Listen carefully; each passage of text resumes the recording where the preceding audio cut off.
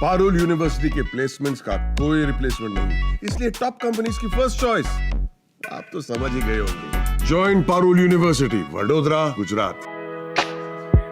होली से पहले केंद्र सरकार अपने कर्मचारियों को बड़ा तोहफा देने जा रही है। खबरों की माने तो सरकार जल्द ही महंगाई भत्ते में बढ़ोतरी की घोषणा कर सकती है। अभी तक सरकार की ओर से कोई आधिकारिक बयान नहीं आया है।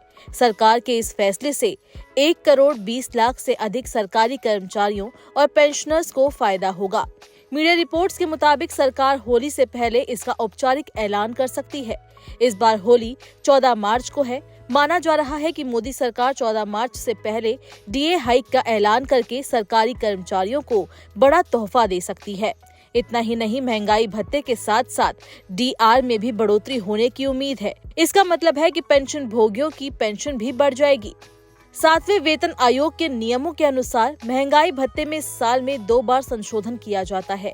पहली बढ़ोतरी 1 जनवरी से लागू होती है। इसकी घोषणा आमतौर पर मार्च में होली के समय की जाती है। वहीं दूसरी बढ़ोतरी 1 जुलाई से होती है, जिसका ऐलान सितंबर-अक्टूबर में हो जाता है।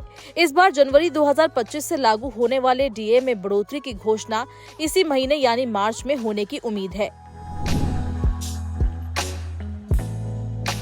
केंद्र सरकार कर्मचारियों के वेतन में महंगाई भत्ते की बढ़ोतरी all India consumer price index for industrial worker AICPIN-IW के आधार पर करती है। ये सूचकांक देश में महंगाई और उपभोक्ता मूल्य स्तर को दर्शाता है। सरकार इस आंकड़े का 6 महीने का औसत निकालकर डीए बढ़ोतरी का फैसला लेती है। लेबर ब्यूरो का डेटा बताता है कि दिसंबर 2024 में CPI-IW 143.7 पर पहुंच गया है। इस आधार पर केंद्रीय कर्मचारियों के डीए में 2% की बढ़ोतरी होने का अनुमान है। ये वृद्धि जनवरी 2025 से प्रभावी होगी। पहले अनुमान लगाया जा रहा था कि सरकारी कर्मचारियों को 3% डीए हाइक का लाभ मिल सकता है। हालांकि आखिरी फैसला प्रधानमंत्री के नेतृत्व वाली केंद्रीय कैबिनेट की मंजूरी के बाद लिया जाएगा। 7वें वेतन आयोग के तहत मौजूदा महंगाई भत्ता 53.98% है। ये 2% की बढ़ोतरी के बाद 55.98% हो जाएगा। इसका सीधा असर लाखों केंद्रीय कर्मचारियों और पेंशनर्स को होगा।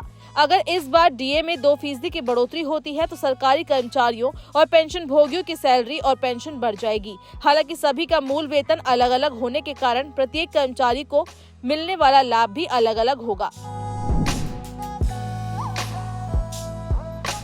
सरकार की ओर से अभी तक कोई औपचारिक घोषणा नहीं हुई है, लेकिन ये उम्मीद जताई जा रही है कि मार्च के पहले या दूसरे हफ्ता में डीए बढ़ोतरी के बारे में बड़ा अपडेट आ सकता है। इससे सरकारी कर्मचारियों को होली का तोहफा भी मिल जाएगा।